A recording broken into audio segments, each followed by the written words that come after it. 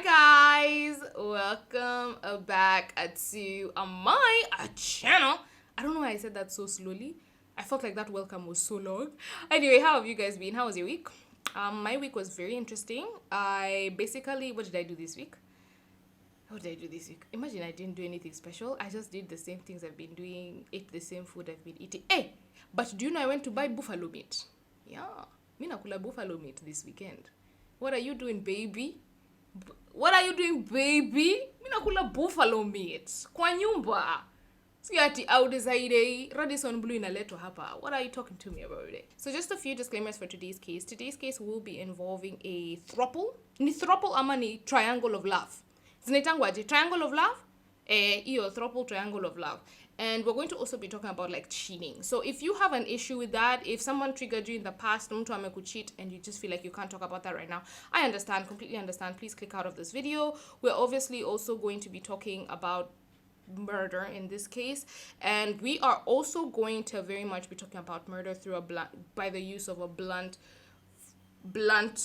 object. God, I was thinking what is it object, what do we say? So if you have any trauma with that, if you have anything that triggers, please tune out now. I will completely understand. Moreover, I would also like to inform you that today's case is an ongoing case. It has been ongoing since 2019, so there is no judgment for this case. Therefore, I will be using internet sources. I will say the internet sources are just so jumbled up. Like anytime I come across a case that has no judgment, I'm just like, because when you now start to look at the police, the news reporting, unajiuliza ni nini? Huyu anasema date 22, ule anasema date 27, huyu anasema hivi, ule anasema hivi. I don't unajiuliza what's going on here. But anywho's, I will be using internet sources. I will link all the sources that I've used down below in the description box. So without further ado, let us get right into today's case.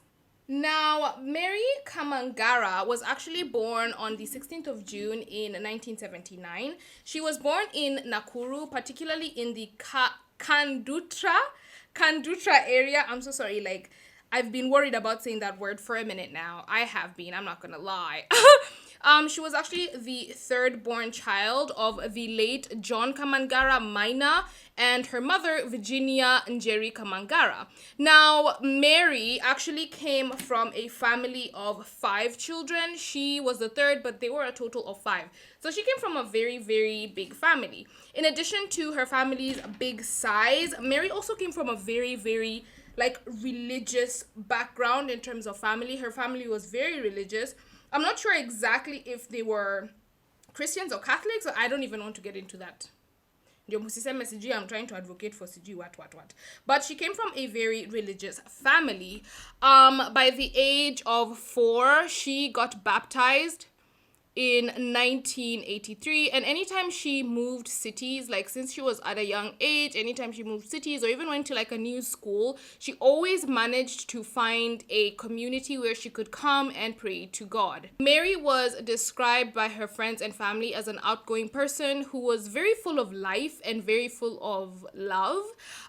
Mary had a very sense of humor, according to people around her, and you would always find her like in the company of people. She was always the center of attention because she was so bubbly and so happy. She was always making people laugh, and her personality is described as being very endearing and being very like jovial. Mary was also very charitable. She never shied away from lending a hand out to somebody in need. She was very much known as the person who you would go to if you had any financial or even family troubles at the most.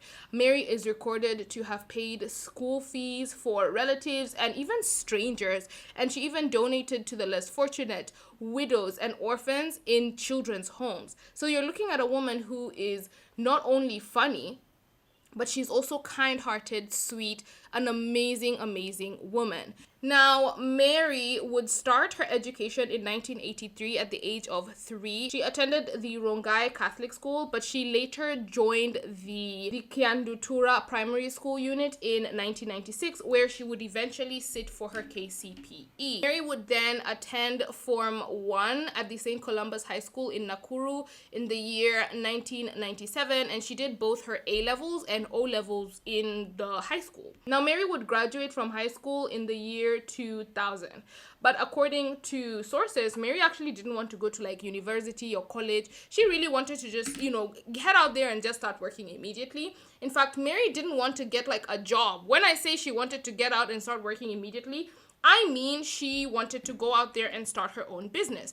Mary had a very entrepreneurial, is that the entrepreneurial? Say entrepreneurial spirit, so sorry. And so she would begin looking for ways to make money as an entrepreneur almost immediately, actually, after graduating from her high school. She would eventually go to college in 2017, don't get me wrong, but immediately after she graduated, that's just not what was on Mary's mind, to say the least. She now looks to start a business in selling cell phones in the Nakuru town, like the center, the CBD in Nakuru. So she looks to start selling cell phones. She manages to raise enough money, she gets the stock that she needs, and she actually sets up her business. And the business was actually running quite well. She was actually seeing some good returns, according to what people said. Now, it's unclear at what point this happens, but Mary would actually eventually move to Nairobi. Now, it's unclear whether she was permanently residing in Nairobi or she was only there for a period of time, but Mary would move to Nairobi during this time in her life. Now, while Mary was there, she would actually meet a man by the name of Joseph Kori Karue. Now, you're obviously wondering who is Joseph. Now, it's unclear exactly how the two met. It's assumed that they met in the course of Mary trying to pursue another business venture, etc. But the two of them did meet. Now, Joseph and Mary would quickly start to talk a bit more. Can we just talk about what we're doing? Hamko mnajua mimi naimbanga. I'm a singer. But the two of them start to fall for each other, and according to sources, Mary was really taken by Joseph. Joseph was very charismatic. Joseph was very handsome. According to what sources said, this is how Mary felt. She felt he was charismatic. She felt he was so handsome, and she quickly falls for Joseph. Now, Joseph in turn falls for Mary, and he is described as being very sweet towards her. He is described as being very, very nice to her, and the two of them it's a whirlwind romance. They fall for each other, and they're just in it for the long run. Now, you're obviously wondering, who is Joseph? Because I've just told you she met this guy. They've already fallen for each other so quickly. So who is Joseph Kori? Now, not much is known about Joseph's earlier life, but there are two things that are very clear about Joseph from the information that I saw online. Now, Joseph likes two things.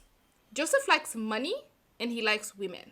According to, like, in the context of this case, obviously, yeah, he obviously has more things that he likes. But in the context of this case, Joseph really is seen to be, those are the two things that motivate him, money and women. Joseph was said to be very business savvy from a very young age. He was constantly getting into new business ventures, and he was basically an entrepreneur similar to Mary. So it makes sense that the two of them would get along if both of them were like giving entrepreneur. It's giving very much, Melinda and Bill Gates. Well, not Melinda and Bill Gates, honey, but you can understand why they would get along. They have like the same type of similar interests. Yeah, you get me. Anywho's, although Joseph was very interested in being an entrepreneur, wasn't always so successful because, as an entrepreneur, you obviously face ups and downs, etc. So he had like a lot of business ideas that he did check out. Now, not to say that they were unsuccessful, but they weren't as successful as the ones that he was going to get into in the future. Let me just say that. So Joseph did get involved with a lot of women, and as soon as he got involved with these women, he would tell them straight up. He would be like, look, I don't have any money. I'm a businessman. His own was, he would tell you that I'm broke, but money's coming. Like, I'm broke right now, but I'm an entrepreneur, and I've just put money in this 100% surefire business. Money is coming. Don't you worry about a thing, baby doll. And this is something that Joseph constantly did. So when he was getting involved with these women, they were very aware that, he doesn't have money like that, but, it's just a few minutes kabla omo. Okay. You get me? You get me. Now, he would tell this same story to a woman who is alleged to be his first wife, and this is a woman by the name of Grace Wanjiru. Now, some sources say Wanjiku, some sources say her name is Wanjiku, some sources say her name is Wanjiru, but I'm just gonna call her Grace. Okay? I'm gonna keep calling her Grace. So Grace is alleged to be the first wife of Mr. Joseph Corey. Now, it's unclear how the two met, but Grace claims that they had a very long-standing relationship.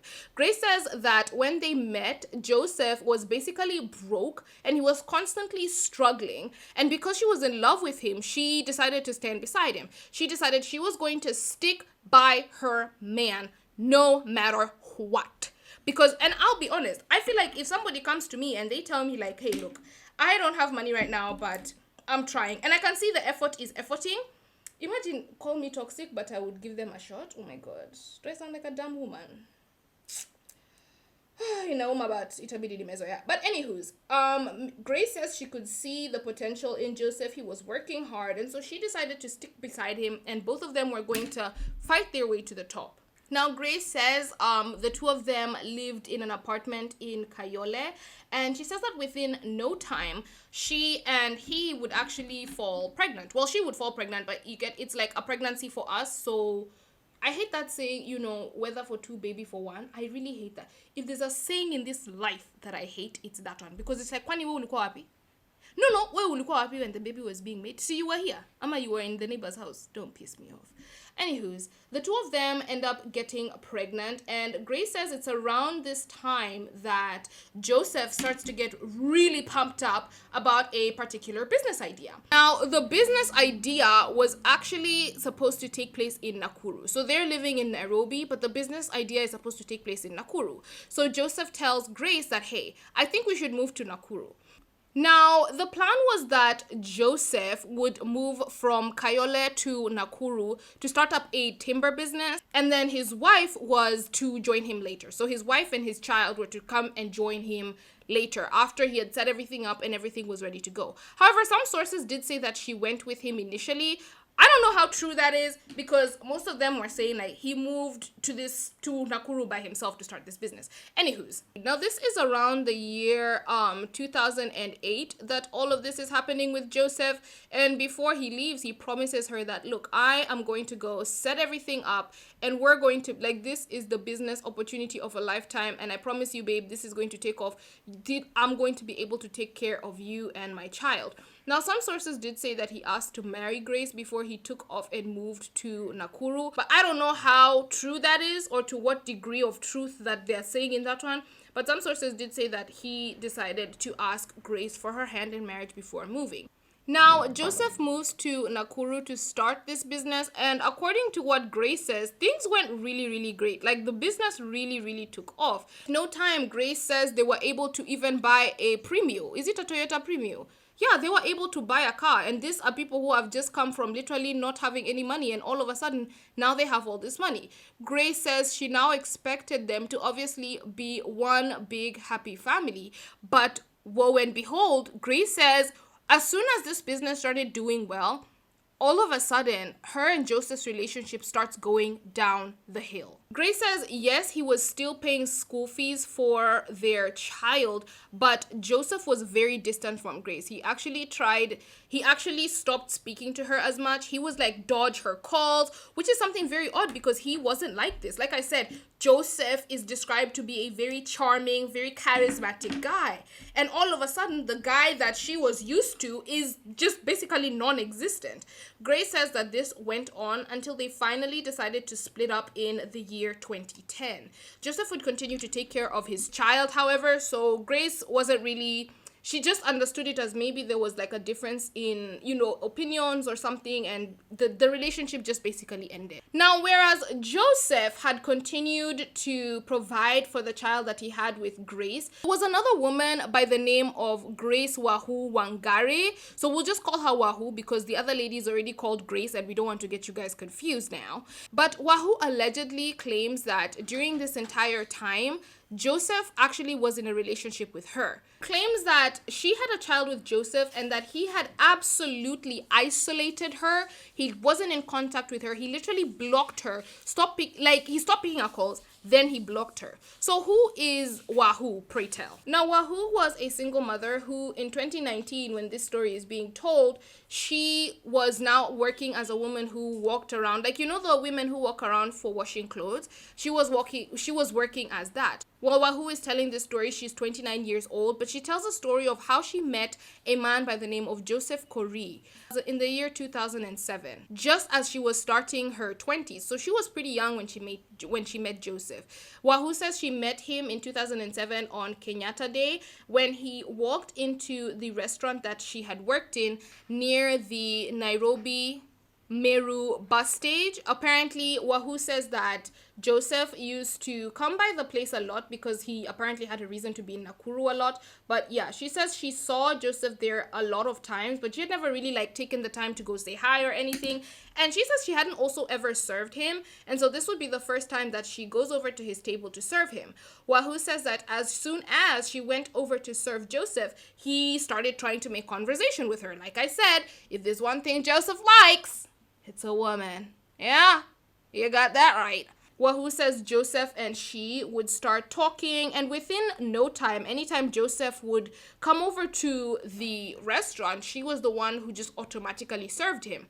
Now, as all of this is going on, Wahoo claims that she was around 21 years old. So as all of this is going on, she says she has never had a boyfriend before, and also this was her first time in Nairobi. So she says that she was very taken by Joseph. She was very taken by him. He was very charismatic. She's new in the city. She's looking for, she's looking for some fun, some excitement. Also, ukienda Nairobi, hauwezi kuja tu Nairobi ukaa hivyo. Unaangalia venye kunaendanga hapa Nairobi. You know what I mean? And I'm not saying she's a bad girl. That's not what I'm saying. But it would be impossible for you to expect that someone is in their early 20s. They've never had a boyfriend. This is their first time in a new city. They're obviously gonna try it out. You know what I mean? So try it out she did. Her and Joseph quickly get into a relationship. And the relationship actually lasts very lovey-dovey for an entire year. Now this relationship lovey-dovey would go up until 2008 when Wahoo would deliver her first child for Joseph. Wahoo says that as soon as that child came out of her body, Joseph completely turned into a different person. Now, Wahoo says that when she got her son, it was around the same time that Joseph had gotten a particular business venture that he was interested in pursuing in Nakuru. So this is now in 2008, the similar time that he allegedly moved away from his wife, Grace, as well. So all this is happening in 2008. So he has Grace and he also has Wahoo at the same time. So Joseph tells Wahoo that he needs to move to Nakuru so he can make money for their family so that he can be able to take care of their child. And Wahoo is just like, this found the jackpot. This guy, responsible man, how responsible of him. So Joseph would convince Wahoo that she shouldn't worry, that he's going to always be there for her. He'll try his best to support her, etc. But he needs to go and he needs to find money for the family. Wahoo trusts him, similar to Grace, and she's like, yeah, you go, I'll stay here, and when you're ready, I'll come over and meet you. Joseph says, great. But similar to Grace, Wahoo says that as soon as, and when I say as soon, I mean as soon. As soon as Joseph gets to Nakuru, he literally stops talking. First of all, he reduces his conversation and his contact with her. And then after that, he just stops picking her calls. So it was first reducing conversation. Then second of all, he starts becoming really, really hostile towards her anytime they do talk. There's a bitter exchange that they actually had between the two of them when she was asking him for money for the baby, and he was acting like that's not his child. He didn't say it's not his child, but he was basically dodging her requests for him to take care of his own child. Now, after some time, the exchanges would become really, really bitter, and altogether, and anytime she called him, he just didn't pick up. And with time, he actually blocked her. He blocked the mother of his child, alleged mother of his child, because we don't know if it's true. So this is all around the same time as he also left and split up with his wife, Grace. Now, according to Wahoo, she says she actually didn't know that he was married to a woman in Kayole, aka Grace, because I told you guys they lived in Kayole together. She says this, she had never heard of this woman. Now, Wahoo says that by the time 2012 came around, there was absolutely no contact between the two of them, and she completely gave up on trying to contact him, and she actually just came to terms with the fact that she was just a single mother from now on, and she never tried to reach out to him for help again. Now, whereas Joseph had already left Grace and he had also left Wangari, his second, allegedly, let me say allegedly, he had also left Wangari, there was just one baby girl that he seemed to not be able to let go of. That's right, he had another mistress. Now, this particular woman was a woman by the name of Judy Wangui. And he really seemed to like Judy over all the other women, if you get what I'm trying to say. Judy was his favorite, like Mpango Wakando.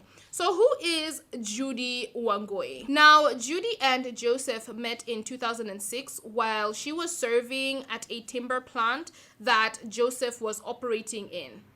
Now, it's unclear if this is the exact timber plant that Joseph had moved to Nakuru to now officially start in 2008. It would make sense considering the fact that, it's a timber plant and he also moved to establish a timber plant. You see what I mean? But it's unclear if he ran this timber plant or he was just employed there. But it is clear that the two of them met here. Now, Joseph was sort of a senior to Judy. So there was kind of like a boss-employee kind of relationship going on there. But it is unclear exactly when this whole boss-employee kind of relationship started. Now, Judy and Joseph would fall wildly, together. They will fall in love together. But one thing about Judy, unlike Grace and Wangari previously, Judy has never gotten a child for Joseph, even till today. Like, she doesn't have a child for Joseph. She's the one woman that I won't say the one woman because I don't know how many women he had. But out of the women we know, she's the one woman who didn't actually get pregnant for Joseph. And she's the one woman who he kept in contact with all these years. Now, Joseph would become Judy's ultimate sponyo. He rented her a house. He bought her a Mercedes-Benz. Some say that he took her to Singapore, judging by the fact that they saw pictures of Judy in Singapore. Like, he was the ultimate sponyorista for this girl. People say that he really changed her life because according to what some sources say, Judy actually worked as like someone who sold clothes before, and ain't nothing wrong with that. Get your bag how you get your bag. But obviously you would be dumb to deny the fact that, moving from having to, sell clothes to now having a man basically pay for you to allegedly pay for you to go to Singapore and just live your life la vida loca. It's obvious it's not a bad deal. And buying for you Mercedes-Benz, etc., etc. Judy was kept well. Judy was kept as a good mistress. Like, at one point in the relationship, it was actually said that he rented her a house worth 12 million. The house was worth 12 million if you bought it. But he rented her a month. He rented it and he paid 60,000 Kenyan shillings for that house per month for his side babe. So no wonder he was refusing to pay bills for his baby mamas because, Judy was out here living la vida loca. And he was also a bit, 60K could have gone a long way for your kids. But that's your business. Now, like I said, he was with Wangari and Grace at the same time. And now, obviously, according to the timeline of events, he is said to have been with Judy as well during the duration of, the whole relationship with Grace and with Wangari. So all these three women are dating him at once. Now, while covering the relationships he had with Grace and Wangari, I did mention that 2008 and 2012 were very important years. 2008 was the year that Joseph officially moved all the way to where?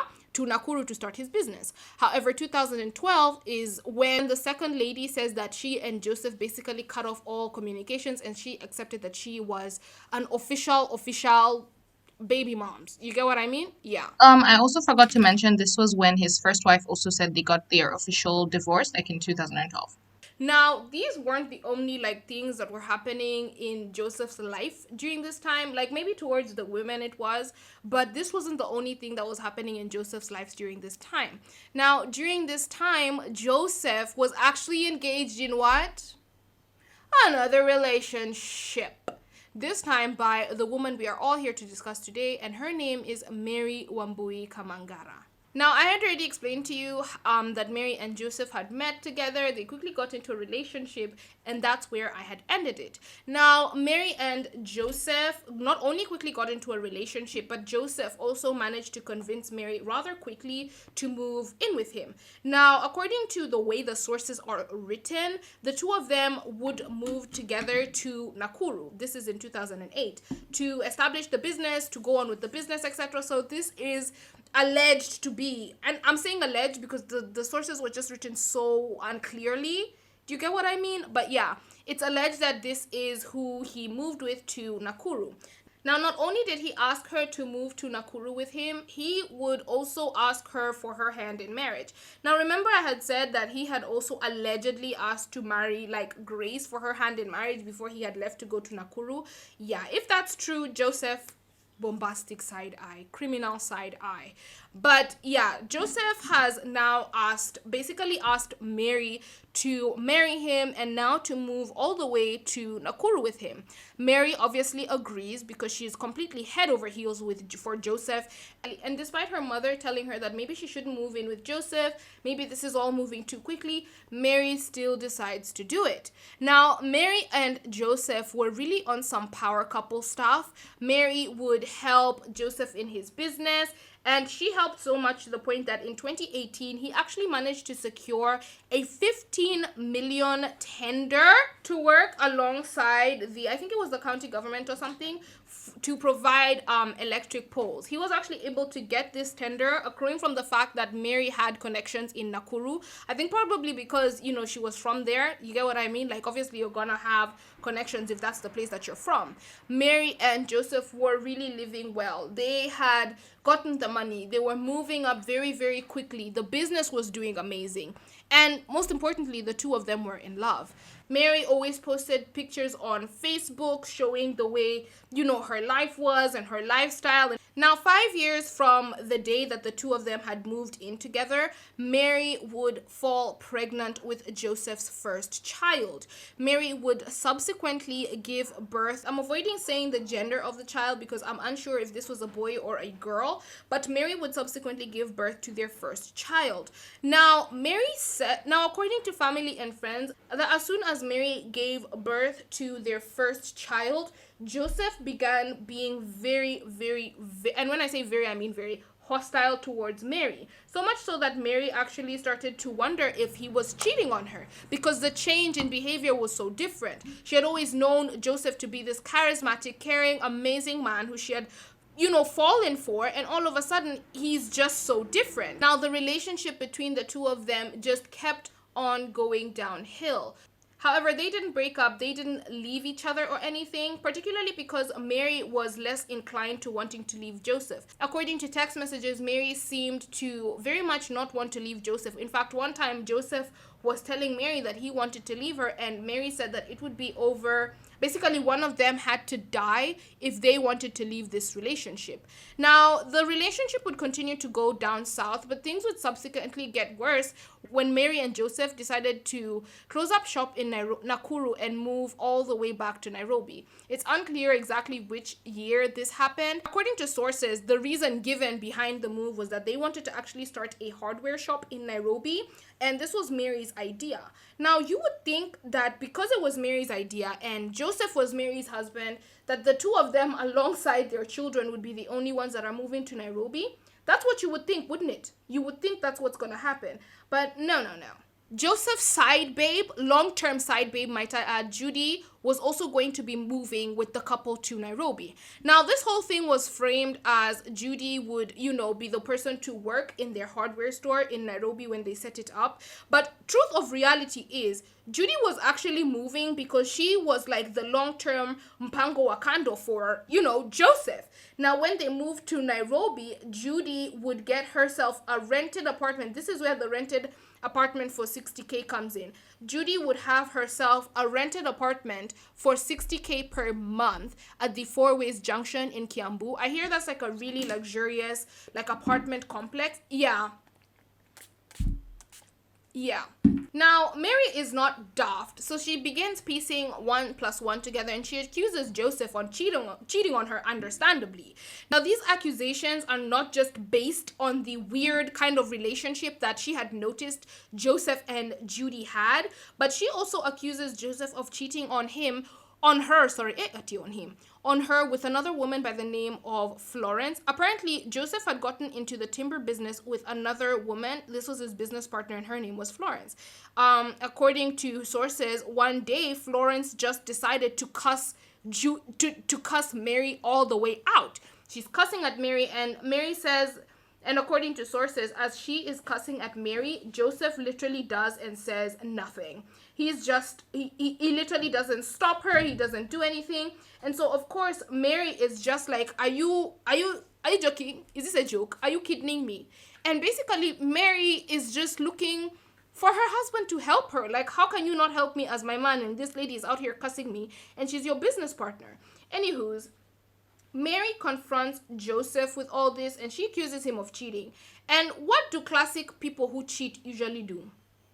They accuse you of cheating back, and that's what Joseph did. He literally looks at Mary, and he's just like, also you are a cheater, also you. So now they're interlocked in this whole thing of you're cheating on me, no, you're cheating on me, no, you're the one cheating. And it's just this whole back and forth with the two of them arguing. In addition, Joseph, for some reason, brings up that he has an issue with the fact that Mary has been posting on Facebook. And it's just like, it's not like Mary was posting all these crazy videos on Facebook. She was like posting normal, like, you know, like those, you know how your parent would take a picture, like your aunt would take a picture, like holding their waist, like, you know, those are the kind of pictures she was taking. So it was so bizarre that this guy has now come out of the woodwork, and he's like, also you're cheating, look at the pictures you're posting on Facebook. I will say that it wasn't that, you know, he directly said, look at the pictures, this is why you're cheating. It was just said in the sources that he brought up that he had an issue, like there was an issue surrounding the fact that she had a Facebook altogether.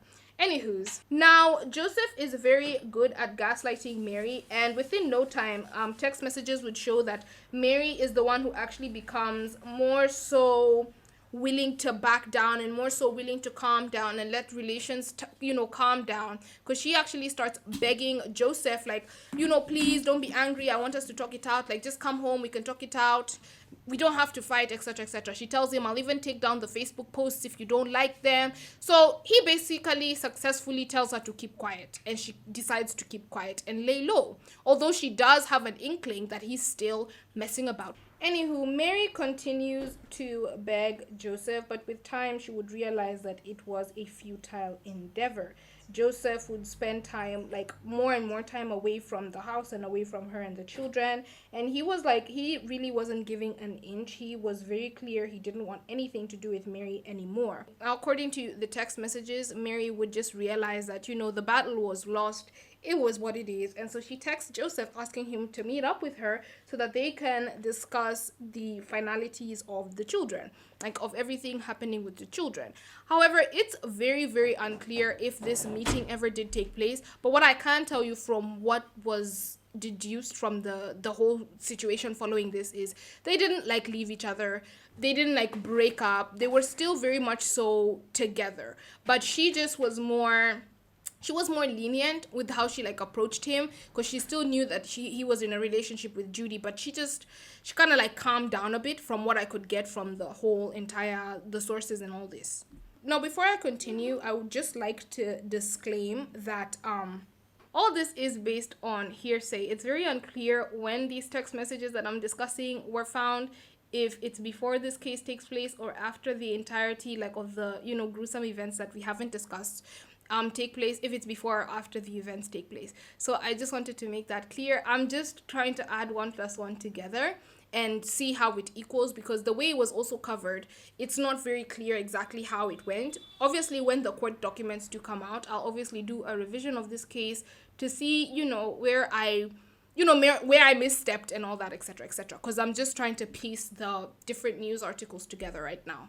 Anywho's, let's continue. So like I said, the two didn't seem to have like broken up, despite all the, I'm gonna leave you, I don't want to be here. Despite Joseph doing all that, he didn't seem to have left his baby girl Mary. Now, on the 26th of February in 2019, Judy wakes up at 10 a.m. in the morning completely frazzled. And this is because she had actually spent the night upset at her boo. Her and Joseph had a very serious argument from what I could deduce, and Joseph didn't sleep over at her house. Joseph was over at Mary, his wife's house. So Judy wakes up, calls a taxi, and heads over to Joseph's house. Now, that is Joseph's house that he was living with Mary. Now, the two of them lived in Garden Estate while Judy lived in Kiambu in the house for 60K that she was being rented for. Anyways, Judy gets in a taxi and she heads all the way, speeding to her lover, straight out of a Soituduenya Nyaperne. She heads over to his house.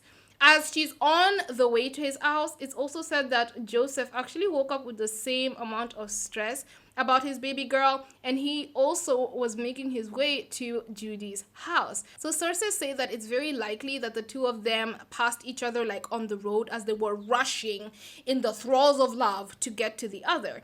Now, Judy gets to Mary and Joseph's house that they had in Garden Estate. And let me tell you something. This is where I know people just have audacity above all audacity.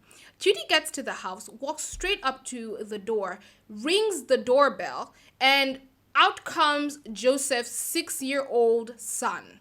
And Judy looks at him and she's just like, Daddy Ako? Basically, I'm just reenacting, but she asks him, where is Joseph? Where's your dad?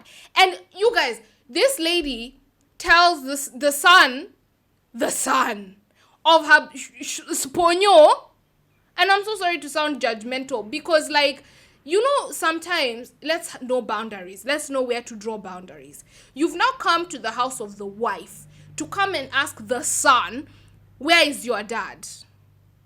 And not only does she ask, where is your dad, she now comes to ask the small boy, to tell the small boy that if you tell me where your dad is, I'll take you to to TRM and buy for you pizza. So obviously this is a young boy, so he probably didn't have any like useful information to tell her. He probably was just like, yeah, Daddy, are you call? And that was that. But he obviously still expected his pizza, very much so. So he tells her to wait at the door as he goes to ask his mother, can I go for pizza with this random lady that came to the house? Now, like I said, Judy had worked for the couple before in their hardware store. By this point, according to the way it was written, she had been fired. But I'm assuming the boy knew who she was because the boy went to Mary, his mother, and he was just like, this auntie wa dad amekuja kuni. Like, basically, he was like, Auntie wa dad has said this and this and the following, and I'm wondering if I can go and get pizza with her. Now, obviously, Miss Madame is like, Auntie wa dad? Kwani, which one is that? Who is that? Basically, Miss Mayam comes out to meet Auntie Wadad being Judy. And like I said, Mary knew there was an entire fracas conundrum going on between her husband and this lady. Now, I want to have this self-control in my life. This is what I want to. I aspire to this level of self-control because can you imagine this lady came out and she just acted like she just didn't know anything. She was like, hi, yeah, Sema. Yeah, he's not here. And she just acted like she didn't know. Wait. Anywho's back to the story. Mary comes out and she goes to meet Judy. She asks Judy what's up, and Judy basically tells her, yeah, I'm looking for Joseph. I don't think she gives a particular reason behind why she's looking for Joseph, but she basically tells her, yeah, I'm looking for Joseph. Have you seen him? Judy says no, and the two of them actually continue to have like a real cute rapport, according to Mary's sister who was there. Apparently that day, the two of them actually hugged. Like when Mary came out, she hugged Judy. The two of them had a very like calm conversation, and Mary actually invited Judy out for lunch with her on that day. So when Mary invites Judy, Judy says yes, and she manages to be convinced. She says, yeah, sure, I'll come with you. And Mary is just like, okay, if you're going to come with me, do you want to come inside and like change or get freshened up or anything? And Judy says, no, I don't. And I don't know if it's because the guilty are afraid, but Judy decides to go and stand like at the corner outside the house and just wait for Mary to finish up what she was doing so the two of them could go. Now, remember I said Judy had come over with a taxi, And apparently at this point, the taxi that she had come over with, the one that she had hired, had actually stalled, so she had to leave it there. Now, I will say it's unclear if it stalled at that point, or did they leave with it and then it stalled somewhere else. But moral of the story, they ended up leaving or using for the majority of the day the Mercedes Benz that Mary had owned. Remember, Mary owns a Mercedes Benz. Remember also, Judy owns a Mercedes Benz. Keep that in mind. Anywho's, the two of them now head out for lunch. The two of them would first go to TRM and make a stopover at TRM. Apparently, Mary had a few things that she needed to pick up at TRM. So they go make a stop at TRM before now leaving TRM to make their way to Homelands. If you guys don't know Homelands, it's like they have really great nyam chom. They really have great nyam chom. It's like is it a restaurant? A hotel alongside Thika Road. Best nyama choma, recommend, 10 out of 10. Now, according to those people who saw them at Homeland, they say that Mary gets to Homeland, orders some githeri, and then she goes back to the car where Judy was waiting for her. The two of them would eat the githeri in the car, and then after they finished the githeri, they now left the car to like actually go into Homeland, like to go into the restaurant. Now, when they go into the restaurant, the two ladies would come across two men that were having a drink and eating some meat. They would join the men and they would order some meat, have some drinks before the men finally had to leave. Now, I am very unclear if they knew who the men were, but according to the people at Homelands, they were all seeming very friendly. So maybe one of them knew them or something, but these men were just, they very much seemed like, oh, mukouku. Like, you know, when you go out and you find someone there and it's like, let's just chill with them. You know, they're here, we're here, why not? Anywho's, yeah. So Mary and Judy are now left alone. According to staff at Homelands, they say that the two of them were very, very like happy. They had a lot of drinks. They were enjoying their time. They didn't seem like women who were like rivals or who were fighting or anything like that. No. The people there also say like they took selfies together. Like they were just having a good old jolly time.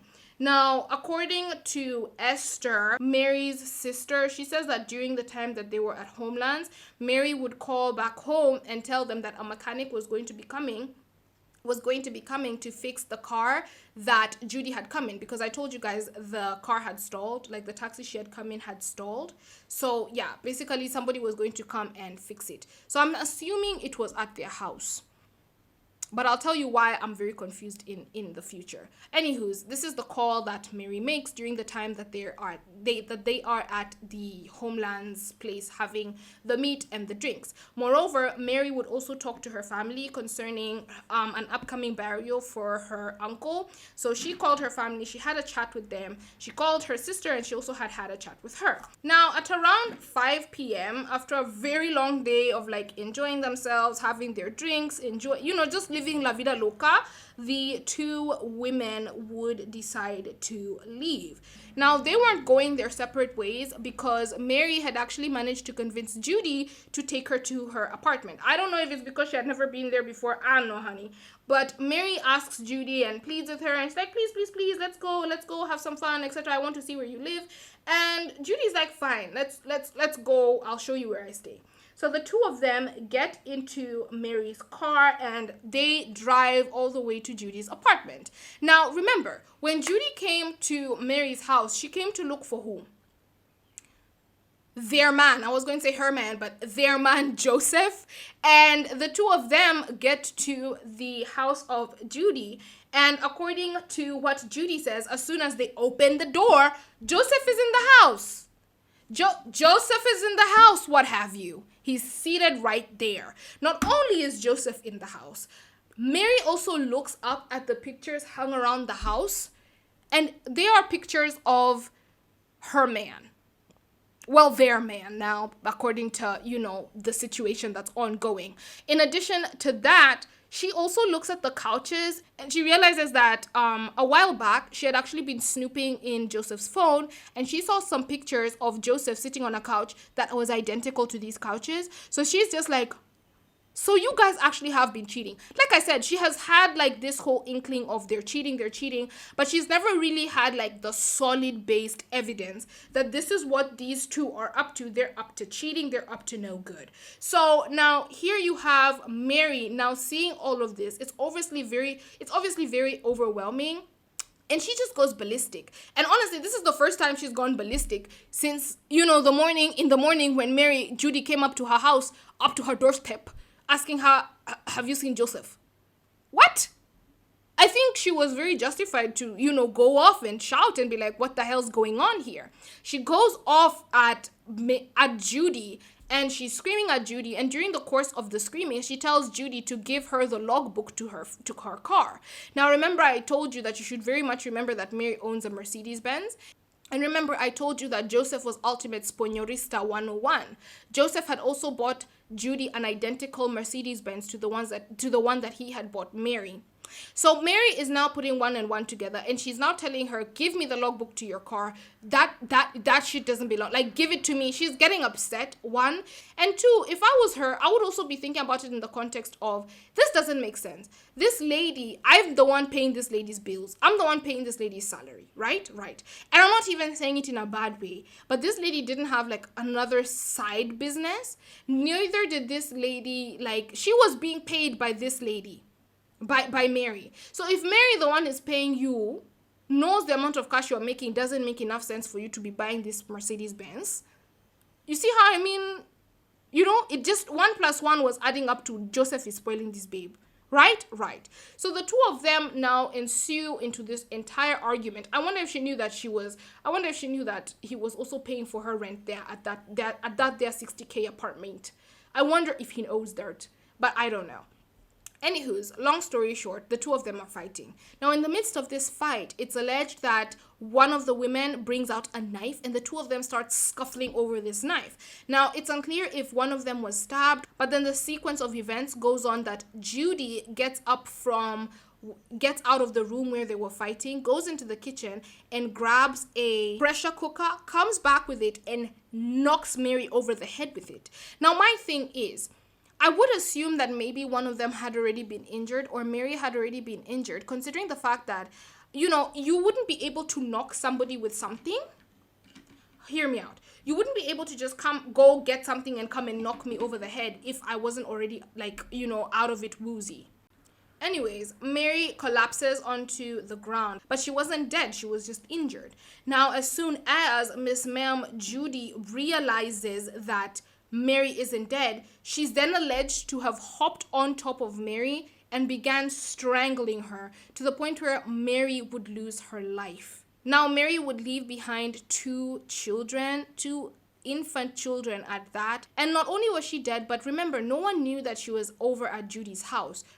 She didn't call anyone to inform them. She didn't tell anyone, etc., etc. So nobody is even out here looking for Mary in the first place. Now, all this took place at around 8:20, and according to CCTV footage, Judy would subsequently leave the house, like the apartment complex, at around 9:54 p.m. inside Mary's Mercedes-Benz. Now, she is alleged to have wanted to go and get the taxi that had stalled. Remember the taxi she had come with that had stalled, that a mechanic was supposed to come and fix? Yeah. So she said to have wanted to go and get that car. However, she would arrive there and the people at the gate would tell her that she actually can't get the car because she doesn't have a gate pass. Now, this point of the story is very unclear, like I said, with regards to where exactly this taxi was left. Was it left at Miss Mary's house? Or was it left at the restaurant? It was very unclear according to like how the sources were written, because it's like, so were they taking gate passes at the gate? And then in one of the sources, it had said like the people at the restaurant, like that whole restaurant, they're the ones who said that they shouldn't come in, but I'm not sure where exactly the car was. But moral of the story, she wasn't allowed to get the taxi because she didn't have the gate pass. So anyways, after being told no, Judy decides to call up another taxi to come and pick her up. So she leaves the Mary's Mercedes-Benz at the restaurant that they had spent the afternoon in, and she decides to go back home in a taxi. Now, on her way back to her apartment, it is said that she made a phone call to one Mr. Michael Githai Mavenge. Now, it's said that that Judy had gotten the taxi she had gotten in the first place to come all the way to Mary's house to inquire about Joseph. So it said that this is the guy that had hired out this car to. Now, not only is it alleged that he's the one who had rented her the taxi cum car, it's also alleged that she had actually called Michael up that day telling him to be on standby because she had work for him like later in the day. So it's very much giving planned, plotted assassination. But that's a side note. Anywho, she calls up Michael and she tells Michael to meet her at the apartment. Now, this is all at around like 11 late in the night, and Michael would arrive in a Toyota Noah with the registration series KCK. Now, the two of them are said to have met at the apartment, and when she met Michael, they then now get back into Michael's car and drive all the way back to Garden Estate, or well, Homelands, to try and get this taxi again.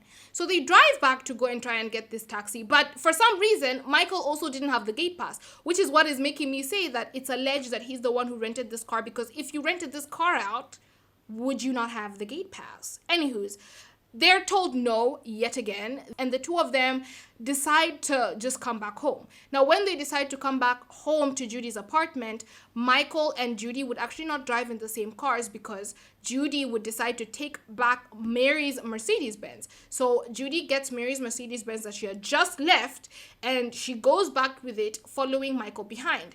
Now, it said that during all this time, like as they were driving to go and get this taxi, the two of them would hatch their plan of how to get rid of Mary's body. Now, during this entire time, Mary was actually upstairs in the house. It's unclear if Joseph was also in the house, because remember, Judy had said that when they entered the house, Joseph was sitting there, right? Right.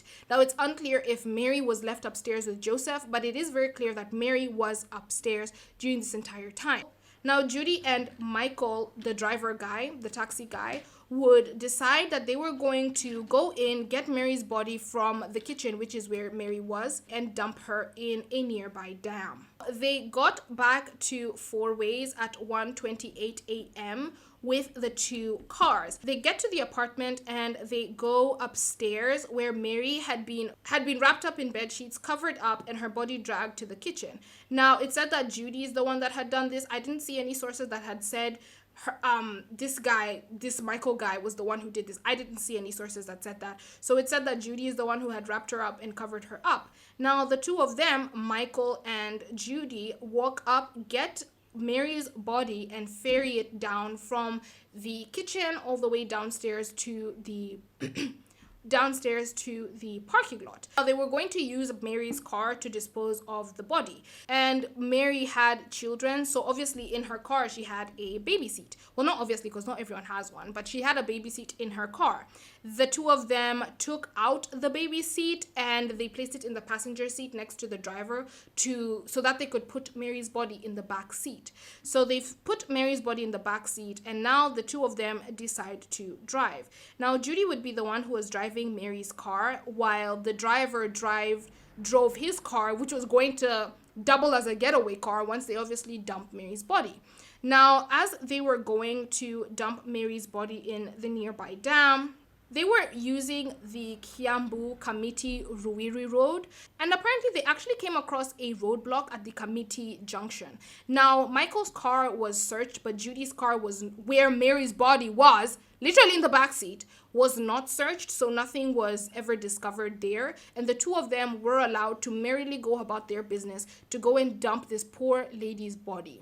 Now, they drove to Muguda, where they dumped Mary's body in a dam. They then quickly hopped back into their two respective cars. While on their way back, they stopped at Gitambaya between Ruiru and Kiambu, where Judy threw away the murder weapon, which was the pressure cooker, and the beddings, which had actually been used to wrap up Mary's body. They also threw away the baby seat that they had taken from Mary's car and threw it away as well. They then proceeded to Githunguri through the Kirigiti Yabai Road, where along the way they threw away blood-stained carpets before proceeding to Kwamaiko Trading Center, where they abandoned Mary's car. Now, Mary's body didn't go very long without being discovered because they didn't even try to like conceal it or anything. They just dumped her in the dam. The next morning, which was a Sunday morning on the 27th of February 2019, Mary's body would be discovered. Now, Mary was discovered with a huge cut on her head and bruises on her hands consistent with self-defense wounds, as though she was fighting for her life before she finally couldn't fight anymore. Now, police would be called to the dam by locals, and while they're at the dam basically trying to figure out exactly what could have happened, they see somebody just walking up towards them like he has a reason to be there. Now, this particular man that they see walking up towards them was a man by the name of who? Joseph Corrie. Joseph is in this area while the police are searching this dam. The police now pick up Joseph and they're like, why are you here? What do you want here exactly? Now, Joseph tells police that he's looking for his wife who had been missing from the previous night. Now, for us who know this, obviously not the police, but for us who know that Judy had said that Joseph was in the house, this is peculiar. Like, if he was in the house, why would he be out here looking? So police are just like, why would you think that your wife would be in this particular area? Now, Joseph tells police that he had seen a post on Kilimani Mom's Facebook page saying that a woman's body had been found in the area, dumped in a local dam. Now, Joseph says that because he hadn't seen his wife, he was basically thinking, oh my gosh, what if it's her? And he just decided to come over and have a look. Now, police are listening to this entire story and they're just like wondering, do you know anyone who may have wanted to hurt your wife? Why is the first assumption that you had, like, maybe something happened to her, like what's going on? And for some reason, Joseph decides to take police over to Judy's house. Now, when they get to Judy's house, they find her in the house. And upon searching the house, they find blood-stained clothing in the house, which was too much of a coincidence for the police. So the police begin questioning Judy about what happened here. And Judy actually tells a different version of events from what Joseph had just come from telling them. Now, Joseph had just come from telling them that his wife was lost. He didn't know where she was. He was looking for his wife, right? Right. And he was brought here by a Facebook page. Judy tells the story that Joseph was actually there the previous night with Judy. So he was in her house. And then during this time in the night, Mary comes over and the two of them get into a fight. So Mary and Joseph are now fighting. This is what Judy is saying. Now Judy says that during the fight, Joseph takes out a gun and he basically hits Mary in the head with this particular gun. Now, Judy says that after he hits Mary in the head several times, Mary basically passes on from being hit in the head with this gun. Now, Judy also adds that Joseph then now proceeded to offer her 2 million shillings for her silence if she didn't say anything about what had happened here that night, right? Right. Judy said that Joseph was in the house, but Joseph denies ever being in the house. Moreover, according to CCTV, Joseph wasn't in the house that night. They couldn't find any evidence that could place Joseph in the house. But regardless of this, police did decide to take both Judy and Joseph into custody. So the two of them are now in custody. Now, police had access to the CCTV camera footage and they see Michael helping Judy basically ferry Mary's body into this car. And they're like, we need to find this guy. So they're looking for Michael. The police eventually do find Michael. And when I tell you something, guys, what have I told you several times on this channel? I am a snitch. I am going to snitch. And that's exactly what Joseph did. And that's why I said good on you. Thank you so much for not making people suffer with this thing. As soon as Joseph is arrested, he says that Judy told me she murdered this lady. She begged me not to say anything. Not once did she bring up the story that, I don't know, she was offered money. She didn't say anything of that to me. And in addition to that, Michael says he didn't even he didn't set eyes on Joseph during this entire time. He doesn't even know where this story of Joseph being there has even come from, because according to him, Joseph was never at the apartment. Now, some people did argue that Michael didn't go up to the apartment until around 1 a.m. or 2 a.m. according to some sources. So it's maybe Joseph may have been in the house and just simply left. I don't know about that. You can draw your own conclusions as to, as towards that.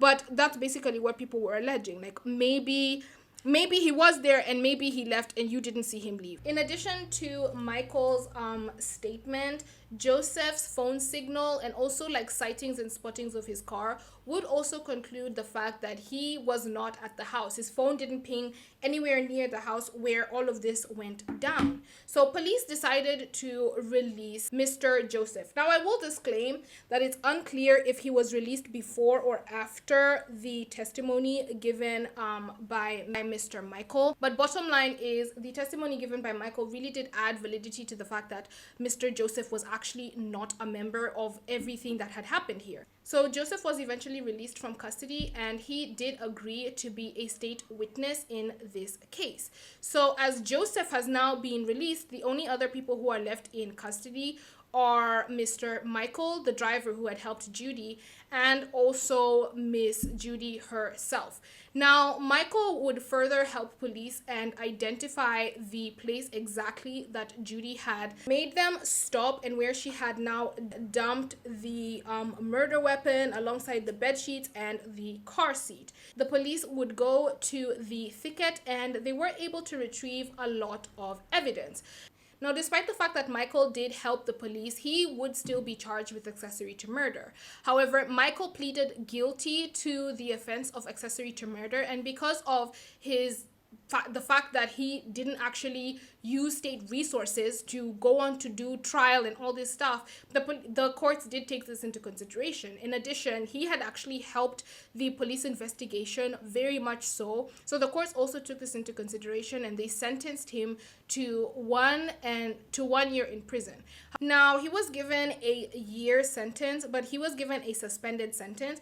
I didn't know what this means, and according to Google, a suspended sentence means that the judge has decided to delay or withhold the enforcement of a sentence for a specific period of time, and during the suspension period, the convicted person must comply with the conditions set by the court. So basically, he wasn't supposed to get into like any extracurricular trouble after this. So the judge basically said, yeah, you can be let go so long as you don't get into any problems after this. So Michael was released and the only other person left in police custody was Judy. Now, I will say that I don't know if Michael was ever arrested again. I didn't see if he was arrested again, but that's what I saw, that he was released. Anywho, Judy would remain in police custody because she would actually plead not guilty to the offense of murder, and she is set to go to trial. Now, I don't know when exactly her trial date has been set to, but if I do find that out, and like I said, when the court documents finally come out, I'm obviously going to do a compare and contrast with this video, and compare and contrast basically what the court has held and what the evidence was in the judgment, etc., and compare and contrast where the media got it right and where the media got it wrong, etc. Anywho, guys, yeah, Joseph, after being released, now just takes care of the 2 children that he had with Mary. Actually, Mary was buried in Joseph's like hometown, like where Joseph came from. That's where Mary was buried. In fact, despite the fact that Joseph was under investigation for murdering his wife, the family of Mary still held that Joseph had a say in his wife's burial, and they asked him what he had to say. They really did respect the marriage that the 2 of them had. Oh, I forgot to mention, sorry, after they got married in 2008, the 2 also, Mary and Joseph, had a traditional wedding in 2012. I'm so sorry, I forgot to mention that. But they really did respect the union that the 2 of them had. Mary would be buried where Joseph came from, and Joseph would be left to take care of both their children. Now, the list of all the women that I mentioned that Joseph was involved with would now come out around this time when this case was basically being discussed in the media. All these women would come out during this time. So it's unclear if Mary knew about these women, and it's also unclear if these women are actually linked to Joseph, because all these women were just alleging. Anywho, guys, that has been it from me today. I sincerely hope you learned something in this video. If you have any questions or any additional information, please be sure to let the rest of us know down below in the comment section. I will link all the sources to this video down below in the description box, and yeah, please keep it polite in the comment section. I don't want to have to block anybody. Like, if y'all are gonna be rude, y'all can get blocked, you know what I mean? If you were interested in seeing more true crime from me, you can follow me on my TikTok channel at Paige Speaks or my Instagram at Paige Speaks. Trying to very much so to get the handle of the Instagram thing, but I'm gonna get it. my Instagram at Paige Speaks or my Twitter at Paige Speaks, but I'm not really active on Twitter. I'm mostly active on TikTok or IG. So yeah, if you'd like to get into contact with me or do a case request, please be sure to contact me on those platforms. Anyway, guys, I will definitely see you next week. My voice is literally shaking. I've been filming for like 4 hours. My voice is shaking. Anyway, guys, I will see you all next week, Saturday again.